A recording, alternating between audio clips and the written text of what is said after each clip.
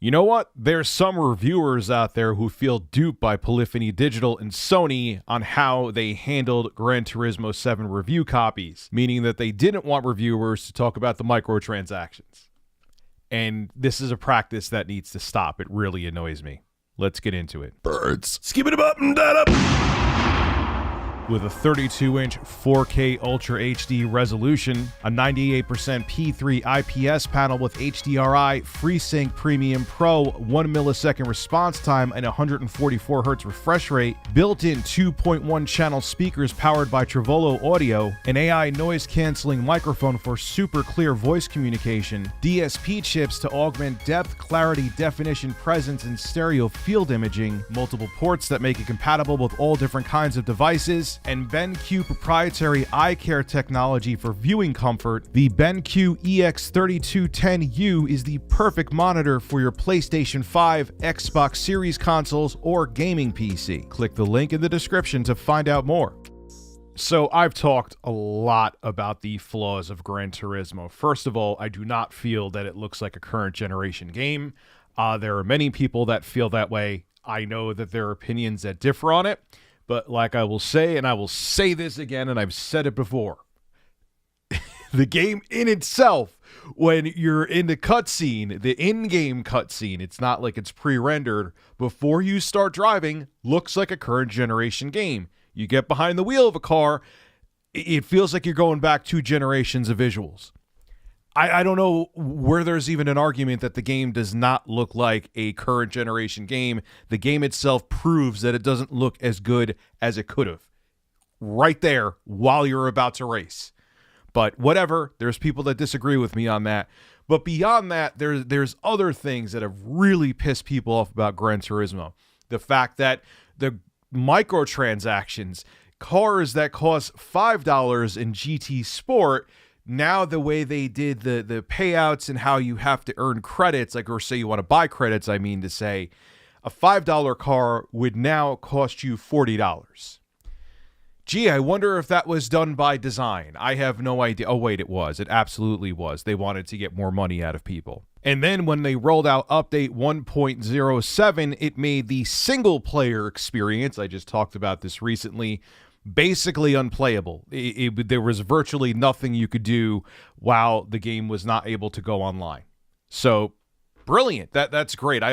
Is this the same Sony back in 2013, which was calling out Microsoft for all this? I understand that was almost a decade ago, and the industry has matured quite a bit since then. But in 2022, it's still unacceptable that a single player portion of a game is virtually unusable because the servers for the game are offline. Call me pretentious for thinking that, how dare I, but shouldn't you be able to play the single-player experience without having an internet connection? Come on. Well, I'm happy to see that reviewers are also calling out something else, because this is another practice I've seen throughout the entire, not even just gaming. You've had Mr. Who's the Boss and MKBHD call out phone companies that do this too, where it's like they'll brag about Samsung or Apple or whoever will brag about a feature, and they'll be like, hey, you could say that the feature is going to exist, but you can't talk about it yet. So it's like the reviewers are being forced to be advertisers because it's their responsibility to talk about the features, but the company that gave them the review product isn't letting them actually display the feature yet, or the feature actually isn't implemented into the phone or hardware yet.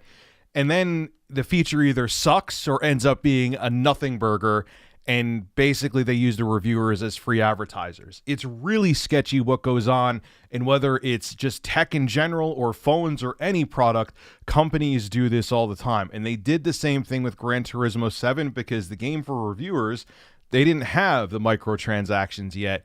Then after the game was released and the game was already reviewed, the microtransactions came out, and it kind of changed the entire feel of the game.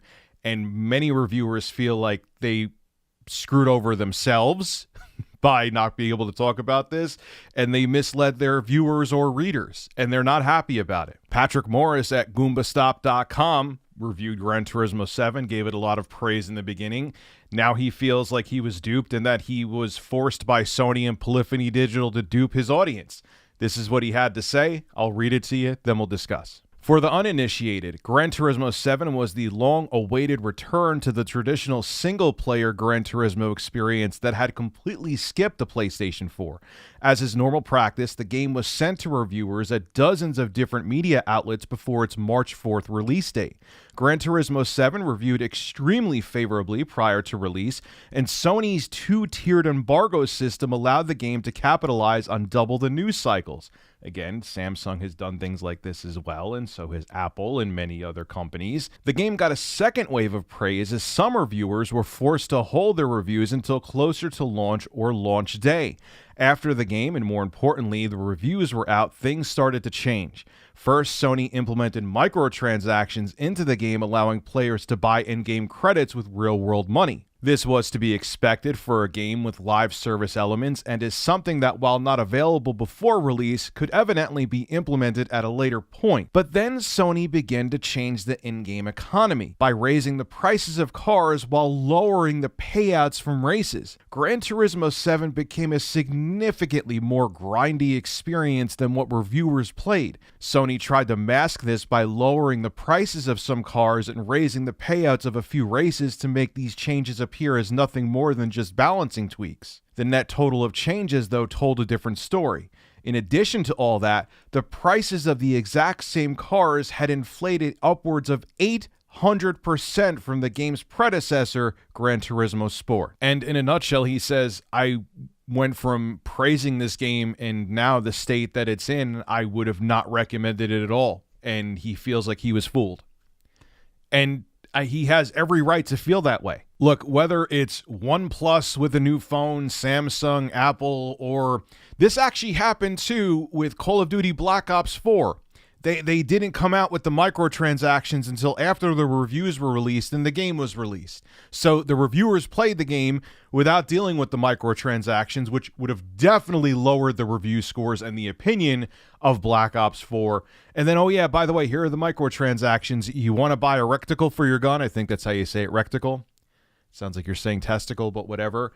You pay $1 for it. It was, as some of the microtransactions in that game were absolutely ridiculous. And Activision and Treyarch knew that if reviewers got their hands on those microtransactions, they would have called them out. And don't tell me that Sony and Polyphony Digital didn't think the same thing. What bothers me is whether it's a tech manufacturer like Apple, developer like Sony, or Samsung, name a company, they've all been guilty of this, is that they manipulate YouTube reviewers and reviewers in general and journalists to basically becoming pawns for them to advertise their products, even though their sole purpose and their job is to give it a non-biased review. But then they put them in a corner. It's like, hey, we're legally only allowing you to talk about this at this date.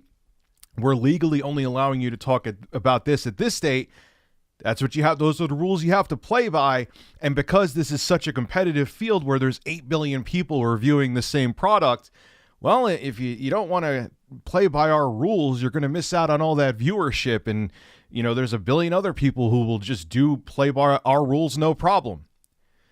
So they know what they're doing, man. And they're basically, they have all these reviewers. They're forcing them to have all these reviewers by the strings. And they're manipulating how the reviews work. And it's totally unethical.